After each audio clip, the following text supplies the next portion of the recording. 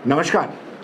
हम सब ने देखा था कि प्रधानमंत्री नरेंद्र मोदी ने जो महाकुंभ के दौरान जो सफाई सैनिक थे उनका कितना सम्मान किया था, उनको शॉल भेंट की थी, उनके पांव धोए थे।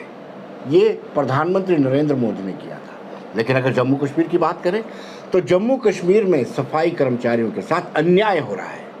अपना पेट काट करके वो अपना प्रोविडेंट फंड जमा करवाते हैं, ईएसआई की इंस्टॉलमेंट देते हैं, लेकिन वो इंस्टॉलमेंट चाहे पीएफ हो, वो भी जो एनजीओज हैं उन्होंने डकार ली है। सफाई कर्मचारी लगातार स्ट्रगल कर रहे हैं लेकिन उनकी सुनवाई नहीं हो रही। चर्चा करेंगे। अमन जी हमारे साथ। अमन जी, आपका स्वागत है। और साथ में लक्की जी। लक्की जी, आपका भी बड़ा स्वागत जी, बहुत शुक्रिया। ये बहुत बड़ा स्कैम है जो आप हमें बता रहे हैं कि प्रोविडेंट फंड का पैसा है जो है खा लिया इन्होंने, ईएसआई का पैसा खा लिया। क्या कहेंगे? नमस्कार, मैं अमर मोहम्मद, जनरल सेक्रेटरी अखिल भारतीय सफाई मजदूर संघ। जिस तरीके से हम ईपीएफ और ईएसआई की बात कर रहे हैं, देखिए सफाई कर्मचारी बहुत उसकी मेहनत का पैसा है।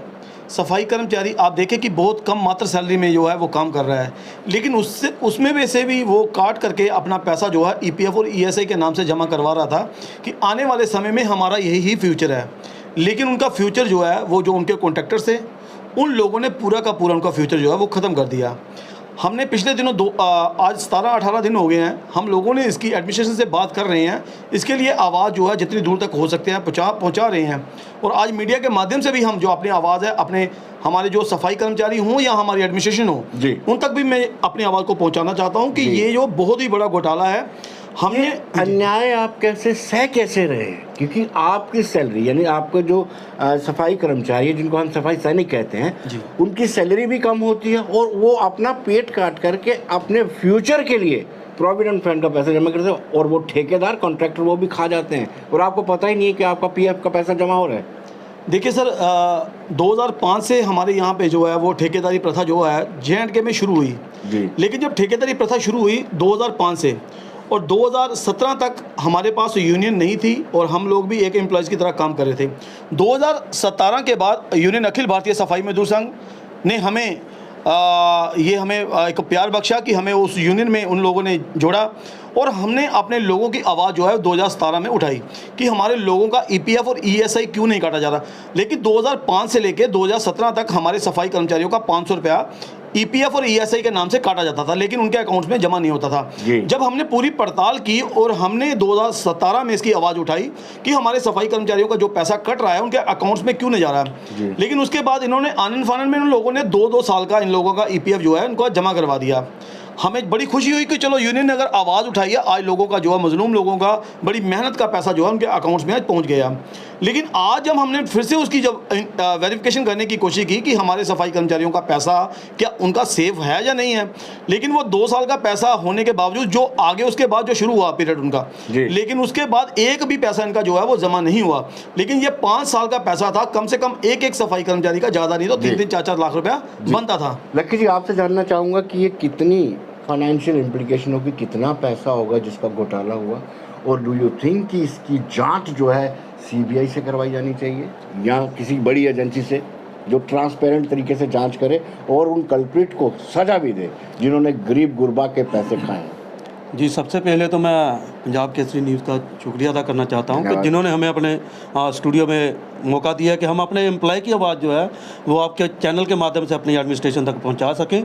और जो घोटाला यहाँ पे चल रहा है वो साफ लफ्ज़ों में जो है एडमिनिस्ट्रेशन को ये भी बता सके कि हमारे सफाई कर्मचारी का जो पैसा है वो कैसे स्कीम हुआ और कितना पैसा उनका जो है जो हमारे कॉन्ट्रैक्टर्स हैं उन्होंने खा लिया है। तो यहाँ पर सीधा सीधा साबित होता है कि 47 जो करोड़ रुपए का जो इनका घोटाला है, 47 करोड़ रुपए। जी बिल्कुल, 47 करोड़ रुपए का घोटाला यहाँ पे चल रहा है। लेकिन एडमिनिस्ट्रेशन जो है आंख कान नाक दोनों ही बंद करके बैठी हुई है। हम एडमिनिस्ट्रेशन से गुजारिश करते हैं कि ये उन मजलूम इंसानों का पैसा है, उन लोगों का पैसा है, उन वर्करों का पैसा है कि जो सबसे ज़्यादा डाउन लेवल का काम करते हैं, सबसे ज़्यादा छोटा काम करते हैं। ये उन एम्प्लॉय का पैसा है कि जो शहर को, जो पूरे हिंदुस्तान को स्वच्छ रखते हैं, ये उन लोगों का पैसा है। अगर उस पैसे की सुविधा उन लोगों को नहीं मिली है तो वो क्यों नहीं मिली, क्या कारण है कि वो पैसा जो उनका काटा गया, उनके अकाउंट्स में वो पैसा ईएसआई और पीएफ के नाम पर जो काटा गया वो जमा क्यों नहीं किया गया? जी, तो क्या आप चाहते हैं कि इसकी जांच हो? जी बिल्कुल चाहते जी। हैं। आज हमने मीडिया के माध्यम से भी अपनी आवाज़ को बुलंद किया है और जम्मू म्यूनसिपल कॉरपोरेशन के हमारे जो हेल्थ अफसर थे उनसे भी हमारी मीटिंग हुई है। सैनिटेशन के हमारे जो चेयरमैन हैं हेल्थ एंड सैनिटेशन के, उनसे भी हमारी बातचीत हुई है और उन्होंने साफ लफ्ज़ों में हमें श्योर किया है कि आने वाले चंद ही दिनों में इसके ऊपर जल्द ही वेरिफिकेशन होगी और CBI की जो जाँच है वो करवाई जाएगी। जो इसमें इन्वॉल्व होगा उसको जो है सज़ा है वो मिलेगी। अमन जी, आपको नहीं लगता है कि ऑफिसर्स और कॉन्ट्रैक्टर की मिली भगत के बिना ये ऐसा संभव नहीं हो सकता? हाँ सर, मैं ये चीज़ मैं भी साबित करना चाहता हूँ जी। कि देखिए, जब एक कॉन्ट्रैक्टर आता है और कॉन्ट्रैक्टर का EPF और ESI करने के लिए वो कॉन्ट्रैक्टर अपना बंदा हायर करे या कॉन्ट्रैक्टर खुद करे, ये एक सिस्टम है।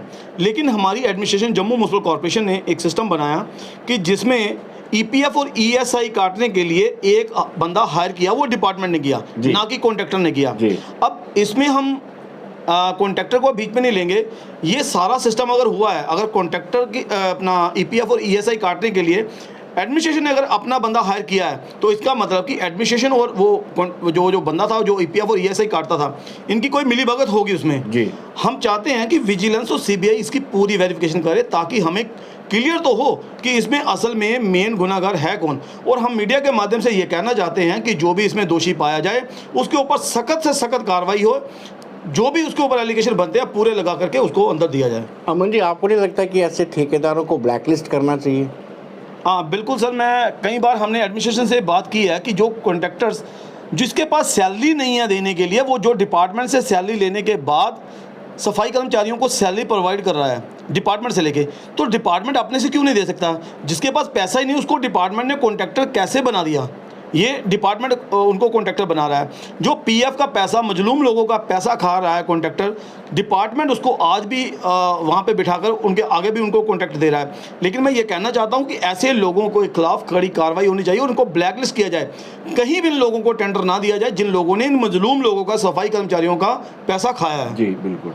आपको नहीं लगता कि ठेकेदार प्रथा खत्म होनी चाहिए? क्योंकि बीच में जब बिचौलिया आ जाता है तो कहीं ना कहीं नुकसान गरीब को उठाना पड़ता है। जी बिल्कुल। देखिए, हम आपके चैनल के माध्यम से ही हमारी एडमिनिस्ट्रेशन भी अगर हमें इस समय सुन रही है जम्मू म्यूनसिपल कॉर्पोरेशन की, और हमारे LG मनोज सिन्हा जी भी अगर सुन रहे हैं, तो उनसे भी साफ स्पष्ट लफ्ज़ों में हमारा ये बयान रहेगा, गुजारिश रहेगी कि ऐसे लोगों को काम देने की बजाय है कि इन्होंने पहले जो टेंडर किए हैं सरासर वो गलत टेंडर करके रखे हुए हैं कि जब टेंडर हुआ इन्होंने जो कंडीशनें आनी थी उसमें वो कंडीशनें नहीं रखी गई और कॉन्ट्रैक्टर जो है वो साफ ही तौर से उस कंडीशन से बाहर निकल जाता है कि जब उनको सैलरी देने की बारी आती है तो कॉन्ट्रैक्टर जो कहता है कि डिपार्टमेंट हमें पैसा देगा, फिर हम अपना पैसा जो है वो आप लोगों को देंगे।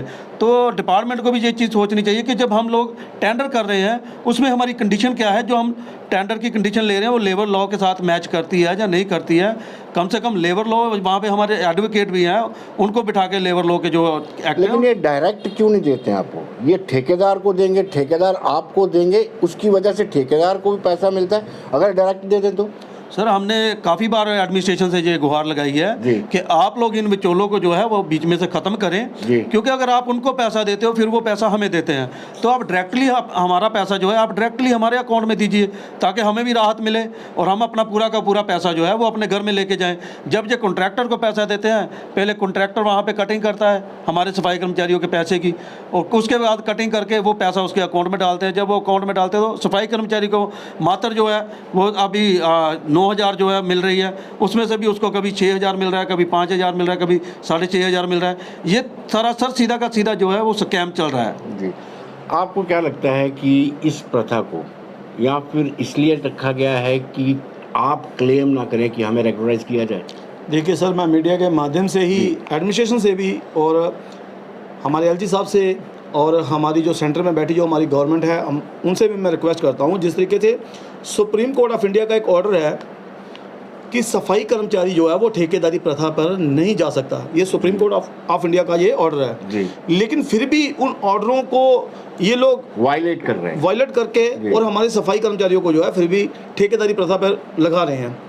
लेकिन इसके लिए भी हम यूनियन की तरफ से इसके ऊपर कड़ा कदम उठाएंगे और अगर हो सके तो हम लोग सुप्रीम कोर्ट ऑफ इंडिया में भी अपनी याचिका जो है वो दायर करेंगे जी। कि अगर ऐसा ऑर्डर है तो उस ऑर्डर के तहत हमारे सफाई कर्मचारियों को आज भी क्यों ठेकेदारी प्रथा पर घुसेड़ा जा रहा है। क्योंकि ऑर्डर ये है कि जो रोज़मर्रा की ज़िंदगी में काम करने वाला है, जिस काम के बगैर हम लोग नहीं रह सकते हैं, वो कभी ठेकेदारी प्रथा पर नहीं जा सकता है। जैसे कि आप देख सकते हैं कि बेल्ट फोर्सेस में अगर आर्मी है हमारी, अगर आर्मी जो हमारी आज बॉर्डर पे हमारी आर्मी बैठी हुई है, अगर आर्मी अगर ठेकेदारी प्रथा पर नहीं है, क्योंकि उनके बगैर बिना आर्मी के हम लोग जो है वो नहीं रह सकते हैं। अगर आर्मी एक दिन के लिए वहाँ से उठा ली जाए तो हमारा जो सिस्टम है पूरा इंडिया का वो खत्म हो जाएगा। इसीलिए इसी तरीके से बॉर्डर पर बैठी हमारी आर्मी है और अंदर बैठे जो हमारे सफाई सैनिक है, एक तरफ से हमारे बॉर्डर पे बैठे हमारी आर्मी हमें सेव कर रही है और शहर में बैठे पूरे इंडिया में बैठे जो हमारे सफाई सैनिक है वो अपने शहरदारों को वो भी सेव कर रहे हैं। लेकिन हमारा सफाई सैनिक जो है उसको क्यों ठेकेदारी प्रथा पे घुसेड़ दिया गया। तो मैं मीडिया के माध्यम से ये अपील करता हूँ कि वाकई में ही इस ठेकेदारी प्रथा को जो है वो जल्द से जल्द खत्म कर दिया जाए। जी लक्की जी, क्या गुंजाइश है कि जो 7 साल जिनके हो चुके हैं उनको रेगुलराइज किया जाए? जी बिल्कुल, हम चाहते हैं कि इस चीज़ के लिए गुंजाइश निकालनी चाहिए एडमिनिस्ट्रेशन को, क्योंकि जिन्होंने 25-25 साल जो ऑर्डर के मुताबिक उन्होंने 7 साल से ऊपर सेवाएं दे चुके हैं, आज 25-25 साल से जो सफाई कर्मचारी हो चाहे कोई भी एम्प्लॉय हो, जिन्होंने 25-25 साल अपनी सेवाएं दी हैं, तो उनका राइट बनता है कि उनको परमानेंट किया जाए। तो हमारी गुजारिश रहेगी, बार बार हम गुजारिश कर रहे हैं एडमिनिस्ट्रेशन से कि इन चीज़ों के ऊपर मद्देनजर रखते हुए इन पर गौर किया जाए। और जो 7 साल कवर कर चुके हैं, चाहे वो सफाई कर्मचारी जम्मू म्यूनसिपल कॉरपोरेशन का है, चाहे वो हमारी urban local body Jammu and Kashmir का है, तो इन एम्प्लॉय के ऊपर गौर किया जाए, इनको जो परमानेंट की जो सहूलत है वो दी जाए, ताकि इनके घरों में जो है वो एक खुशी की लहर आए और आने वाले दिनों में जो अपने बच्चों का जो पालन पोषण है वो अच्छे तरीके से कर पाएँ। डू यू थिंक कि अब डिपार्टमेंट को भी रीऑर्गेनाइज करने की ज़रूरत है? जी बिल्कुल, रीऑर्गेनाइजेशन की ज़रूरत है, क्योंकि 2005 से लेकर हमारे जम्मू म्यूनसिपल कॉरपोरेशन की जो रीऑर्गेनाइजेशन है वो विफल पड़ी हुई है। तो अभी कुछ ही दिनों में पहले इन्होंने एक ऑर्डर निकाला है कि 1400 एम्प्लॉय जो है उसको हम रीऑर्गेनाइजेशन करने जा रहे हैं। लेकिन देखा जाए यहाँ पर कि 1400 एम्प्लॉय में से 1056 एम्प्लॉय हमारा कॉरपोरेशन में पहले ही काम कर रहा है जी। तो ये 1400 एम्प्लॉय को परमानेंट करके कौन सा बड़ा तीर मारने वाले हैं, हमें भी उसकी समझ नहीं आ रही है। क्योंकि 600 हमारा सफाई कर्मचारी पहले डेलीविजर हो रखा है, जो कि अपने टाइम से ज़्यादा काम कर चुका है। तो अगर माना जाए वो 600 बंदा अगर परमानेंट होने पे आएगा तो उसमें से 400 बंदे को आप परमानेंट करोगे, 200 बंदा हमारा जो है वो कहाँ जाएगा। तो इसलिए हम चाहते हैं कि रीऑर्गेनाइजेशन करके हमारे तमाम सफाई कर्मचारी, चाहे वो एनजीओ के ऊपर है, चाहे वो डेली विजर है, चाहे वो 7 साल कवर कर चुके हैं, इन सबको जो है वन टाइम सेटलमेंट करके इनको परमानेंट किया जाए। आखिरी सवाल आपसे, जो सुविधाएं मिलनी चाहिए सफाई कर्मचारी को, क्या वो मिल रही हैं? सर क्या क्या अभाव है सुविधाओं का? देखिए, सुविधाएं तो सफाई कर्मचारी को कुछ भी नहीं है। अभी मैं बता दूं कि जिस तरीके से अभी बरसात चल रही है, बरसात के चलते सफाई कर्मचारी बिना रेनकोट के, बिना यूनिफॉर्म के जो है वो काम कर रहा है। लेकिन अभी हमें कल जो पता चला है कि कल की डेट में जम्मू म्यूनसिपल कॉर्पोरेशन ने हमारे जो ड्राइवर साथी हैं उन लोगों को जो है वो रेनकोट दे दिया है। हालांकि ड्राइवर जो है वो गाड़ी के अंदर बैठ के गाड़ी चलाएंगे, वो भीगेंगे नहीं, उनके ऊपर बारिश नहीं पड़ेगी। लेकिन सफाई कर्मचारी ग्राउंड लेवल पर जो झाड़ू लगाता है, जो नाली निकाल रहा है, वो बिल्कुल रोड पे काम कर रहा है, चल के काम कर रहा है। लेकिन वो सफाई कर्मचारी जो भीगता है उसको कॉर्पोरेशन की ओर से आज तक ना यूनिफॉर्म और ना ही कोई रेनकोट दिया गया है। उसके साथ साथ सफाई कर्मचारियों की एक सर्विस बुक का बहुत ही बड़ा मैटर था। पिछले 4 साल से हमारे जम्मू म्यूनसिपल कॉर्पोरेशन के जो सफाई कर्मचारी उनकी सर्विस बुकें जो है वो अनकम्प्लीट है। अब अनकम्प्लीट किस लिए है और कौन करने वाले हैं और किनको करनी चाहिए थी कंप्लीट, उन लोगों ने आज तक नहीं किया। मैं आपके मीडिया के माध्यम से ये बताना चाहता हूँ कि अगर सफाई कर्मचारी एक दिन गली में काम ना करे तो कॉर्पोरेशन की ओर से एक ऑर्डर जारी होता है, या तो उनका शोकास लेटर निकाला जाता है और या उनको सस्पेंड कर दिया जाता है। अब मैं ये पूछना चाहता हूँ कि अगर सफाई कर्मचारियों की सर्विस बुकें अनकम्प्लीट है या उनकी सैलरियां जो टाइम पे नहीं बन पा रही, तो क्या वो क्लरिकल स्टाफ के लिए क्या सुविधाएं रखी हैं इन्होंने, उनके लिए क्या ऑर्डर रखे हैं कि क्या उनको भी सस्पेंड करने का कोई ऑर्डर है, उनके लिए भी कोई शो का लेटर निकालने का कोई ऑर्डर है? हमारी सर्विस बुकें अनकम्प्लीट है। मान के चलिए कल को अगर हम लोग रिटायर्ड होते हैं तो हम लोग कहाँ जाएंगे, हमारा फ्यूचर तो ख़त्म कर रहे हैं ये लोग। तो मैं यही मीडिया के माध्यम से कहूँगा कि हमारी जो सर्विस बुकें हैं उसको जल्द से जल्द कंप्लीट किया जाए। उसके साथ साथ हमारा डाई डेज़ का वेतन का इशू था कि डाई डेज़ का सैलरी जो थी हमें, वो हम लोग जो गेस्टेड हॉलीडे को जो हम सफाई कर्मचारी जो काम करते थे जी, उसका हमें डाई डेज मिलता था। लेकिन जम्मू म्यूनसिपल कॉर्पोरेशन ने पिछले 3 साल से हमारे डाई डेज का सैलरी जो है वो रोक रखी थी। हमें एक उम्मीद थी, हमें एक आस थी कि आने वाले समय में जब जम्मू म्यूनसिपल कॉर्पोरेशन का रेवेन्यू बढ़ेगा तो हमारा जो डाई डेज है वो फिर से शुरू हो जाएगा। लेकिन आज जब रेवेन्यू बढ़ा और जम्मू म्यूनसिपल कॉर्पोरेशन ने एक ऑर्डर निकाला जी। कि आपको 2.5 डेज तब मिलेगा जब आप एक संडे काम पर आएंगे और एक संडे आपको छुट्टी रहेगी, उसके बाद आपको 2.5 डेज मिलेगा। मैं मीडिया के माध्यम से ये भी बताना चाहता हूँ कि हम लोग जो 2.5 डेज ले रहे हैं वो हम संडे हॉलीडे का नहीं ले रहे हैं। हमारा जो 2.5 डेज है वो हमें मिल रहा है, जो हम गस्टेड हॉलीडे को जो काम कर रहे हैं। करते हैं जी। अब जिस तरीके से जम्मू म्यूनसिपल कॉर्पोरेशन अगर ऑर्डर निकाल रहा है, हम ऑर्डर के तहत भी चलने के लिए हम लोग तैयार हैं कि हम एक संडे को आएंगे और एक संडे को छुट्टी करेंगे। लेकिन जिस तरीके से जेके पुलिस को 2.5 डेज दिया जाता है, जिस तरीके से हॉस्पिटल में 2.5 डेज दिया जाता है, ठीक उसी तरीके से उसी पैटर्न पे हमारी सैलरी के साथ जोड़ के हमें जो 2.5 डेज जो है वो दिया जाए। ठीक है अमर जी, आपका बहुत बहुत शुक्रिया। लकी जी आपका भी बहुत बहुत शुक्रिया। और मैं गुजारिश करता हूँ सरकार से, एटलीस्ट जो सफाई सैनिक हैं उनके अधिकारों पर हाथ मत डालिए और इसकी जांच होनी चाहिए कि आखिरकार पीएफ का पैसा क्या कहा और ईएसआई का पैसा कहाँ गया। धन्यवाद।